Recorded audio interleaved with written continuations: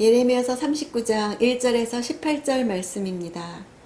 1절에 유다왕 시드기야 9년 10째 달에 바벨론 왕 느부갓네살과 그의 모든 군대가 와서 예루살렘을 포위했다. 이때는 BC 588년으로 바벨론의 제4차 침입이 시작된 해이죠.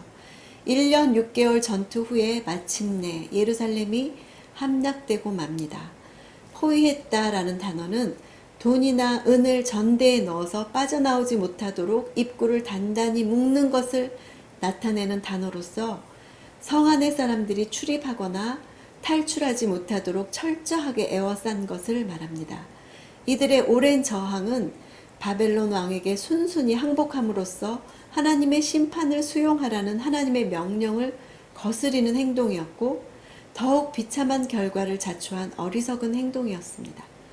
3절에 그 후에 바벨론 왕의 모든 관료들이 와서 중간 성문에 자리를 잡았다. 바벨론 왕의 관료들이 성문에 자리를 잡은 것은 예루살렘 성을 장악하고 관장했음을 과시하는 의도였습니다. 또 이 말씀은 예레미야서 1장 15절에 하신 보아라 내가 북방나라의 모든 족속들을 부를 것이다. 그들이 와서 각자 자기의 왕좌를 예루살렘 성문들 입구에 주위의 모든 성벽과 유다의 모든 성읍들에 세울 것이다. 하나님의 말씀의 성취를 보여주기 위함이었습니다. 5절에 그들이 시드기야를 붙잡아 하맛 땅 림나에 있는 바벨론 왕 느부갓네살에게 데려갔다. 그곳에서 그는 시드기야를 판결했다. 이 말씀은 예레미야서 34장 3절에서 하나님이 예언하신 내가 바벨론 왕을 눈을 맞대고 볼 것이며 그가 너와 얼굴을 맞대고 말할 것이다는 말씀의 성취죠. 림나는 다메섹 북쪽에 위치한 성읍으로 이집트에서 바벨론으로 이어지는 요충지였습니다. 느부갓네살은 예루살렘에 직접 가지 않고 이곳에 본부를 두고 유다를 공격했습니다. 그는 시드기야를 판결했다를 직역하면 왕이 그에게 법령을 말하였더라. 시드기야는 원래 느부갓네살이 바벨론의 법에 따라 세운 분봉왕이었죠. 왕이기보다는 신하에 가까운 자였습니다. 따라서 그가 이집트 왕과 동맹을 맺고 바벨론 왕인 느부갓네살에 대항하여 반바벨론 정책을 쓴 것은 반역죄에 해당하는 것으로 이에 대한 징벌은 사형 외에 다른 것이 없었죠. 법령 또는 심판이란 단어 미슈파트는 원래 하나님의 심판을 나타내는 데 쓰는데 느부갓네살에게 쓴 것은 그가 시드기야를 심판하는 도구로 하나님에 의해 사용되었음을 암시합니다. 바벨론이라는 막대기가 통치하시는 하나님의 손에 들려 있었죠.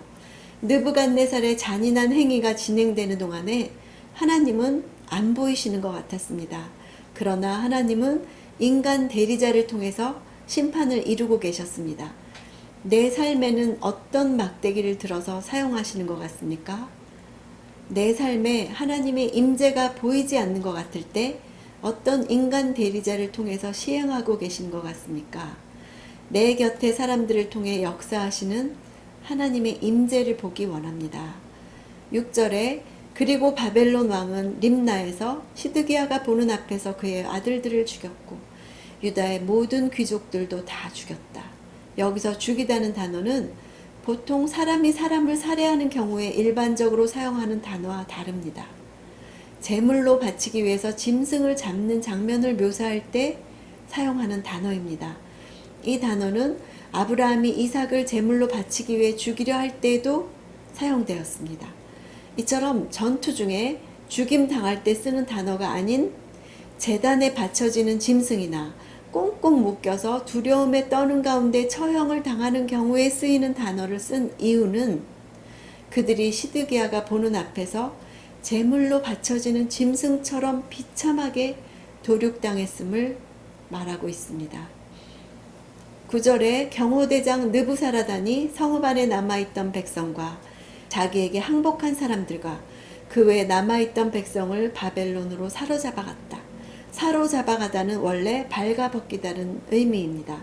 이 단어가 포로로 잡혀가는 것을 나타내는 의미로 전이된 것은 고대 근동에서 포로를 데려갈 때 수치심을 유발시키기 위해서 최소한의 옷만 입게 하고 발가벗게 하였기 때문입니다. 15절에 예레미야가 아직 경호대 뜰에 갇혀 있을 때 여호와의 말씀이 예레미야에게 임해 말씀하셨습니다. 에티오피아 사람 에벤멜렉에 대한 계시는 예루살렘 멸망 이전에 있었던 일인데 예루살렘 멸망 이후에 기록한 것은 시드기야 왕과 그의 신하들처럼 선지자를 통해 전해진 하나님의 말씀을 무시한 사람들은 멸망하지만 에벤멜렉처럼 하나님의 선지자를 선대하고 돕는 사람은 반드시 구원받는다는 사실을 더욱 효과적으로 대조시키기 위해서 의도적으로 시간적인 순서를 무시하고 배치한 것으로 보입니다. 18절에 내가 반드시 너를 구해낼 것이니 너는 칼에 쓰러지지 않고 내 목숨이 내게 전리품처럼 될 것이다. 이는 내가 나를 믿기 때문이다. 하나님은 온 땅을 두루 관찰하시는 분이시죠.